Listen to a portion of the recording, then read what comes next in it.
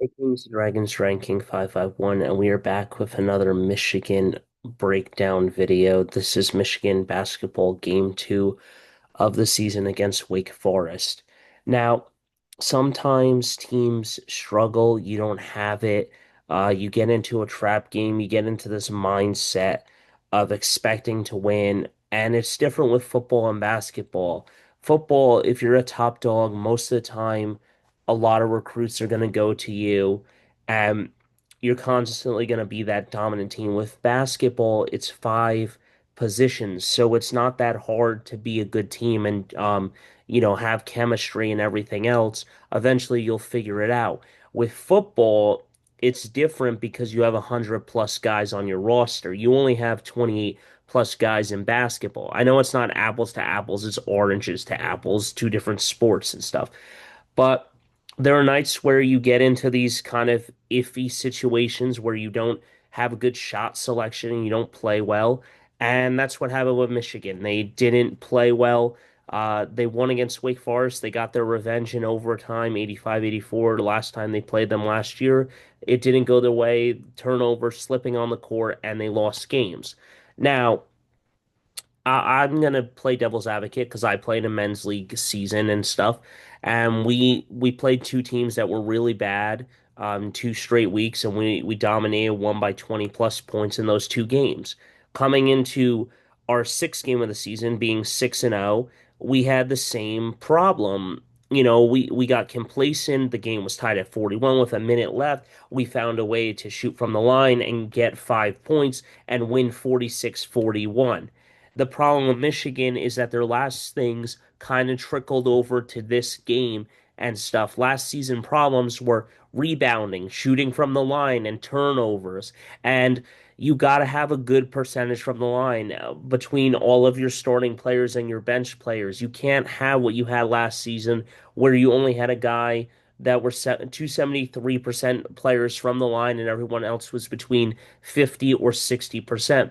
You need guys in high 60s to low 70s, from low 70s to high 70s, and from high 70s to low 80s, and from low 80s to potentially high 80s to low 90s. That's where you need to hit your sweet spot where it's a good percentage all around, not just two guys hitting from the line. With that being said, I'm going to go into the stat line first here, and I'm just going to talk about it and everything else. You know, nothing goes really great for every team all the time. But as you can see, there are four guys here. Your guard, Harris, 19 on Wake Forest. A guard at 11 points. Another guard at 16. And then this guy at 13.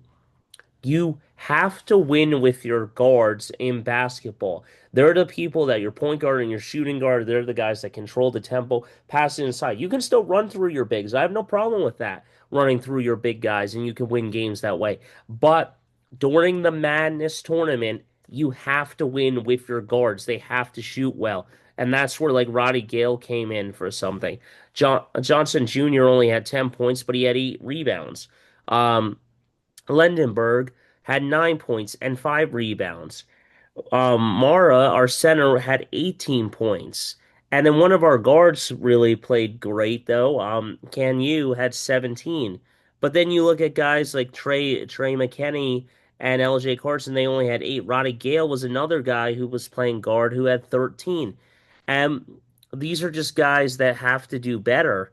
You can't have this. Namari Burnett is another guard who only has 2 points and everything. You know, you have to do better with that, and you just can't seem to do that. With that being said, I decided not to go into the long highlights. We're going to go into short ones today, but it is Michigan, and you just got to play hard. See, you're giving them too much floor space on that. You have to suffocate the three and force them to drive. Don't let it to happen. Oh, you know what? I almost forgot about team stats. I apologize. Let me go back to team stats. I apologize for that. Uh, so here we go. This is what I'm talking about. I apologize. I didn't go into team stats. So I'll pause that for a second. 45 from the field versus 35 from the field. So that's only a slightly difference. 4 for 25 from the 3-point, 20, 10 for 34. Shooting from the line, only 67.6 versus 76. You got to do better from the line. Total rebounds is 45, which is fine. Offensively, 12, defensively 33. So that's good. You're out rebounding them, but you got to do better. Assists 18 17 versus 20, blocks 8, steals 8, 9. But look at the big number. Points in the paint is fine. Fouls committed 18 versus 29, so they had more fouls, but what did I tell you? This number will make you lose games. You can't have more than at least 8 turnovers a game. Once you get to that high 10 or more, that's where it's going to cost you and you're going to lose games. But it's neither here or there. Let's go into more highlights. He goes up and Berg gets a 2. Easy dunk there. I like that. Just good transition game. You have to have a good transition game as well. Comes around the side, steps back. I don't know. That seemed like a little push off action there. I'm not happy with some of the step back, but it is what it is. Oof, oof. Got to get the rebound there. Go, go, go. Cancun gives it off. Oh, man. And that's a block and a foul. You get the blocking foul there. We're still in the first half. Goes up, Roddy Gale. Can't get it, but get way to clean it up. Mara. Yeah, way to clean it up, Mara. And he's happy about that one. We're still in the first half here. Mara can't get that one. That was a terrible pass, but gets it back, Cheddar. And Cheddar, I don't know what he was doing, but he gives a nice pass there to Mara. And that's nice. Up 12, I thought we were really going to open up in the second half, but then we didn't. And Mara gets another good pass there. Easy dunk. I don't like these neutral site games early in the season. I think it's okay with the tournaments, but I'm not liking the way that that happens. Tie game gives it off, and it's a yam time, 66. Was that Johnson? Yeah, I think that was Johnson. Um, oh no, that wasn't Johnson. That was Lindenberg Jr. or something. Sorry, my bad. Mara again with the dunk. I'm thinking of a guy that had 23 a long time ago, but it is what it is. Okay. Ooh, that is tough, but get the rebound. And they couldn't get the rebound. Wow. I'm just like shocked. That is just terrible. Don't even try going for that one. Just let him score. Don't even try jutting up. Then he's staring him down like an idiot. I mean, come on, just play the freaking game. And this one, I thought he was going to take the three, but instead he gets an easy layup, passes up on the three, good. Tie game. Now we go into overtime. This is it. Cancun has got the ball. Goes, floats it to Mara. Mara's got a dunk. Beautiful pass there. But then there was some turnover shenanigans and some other bullshit that was going on.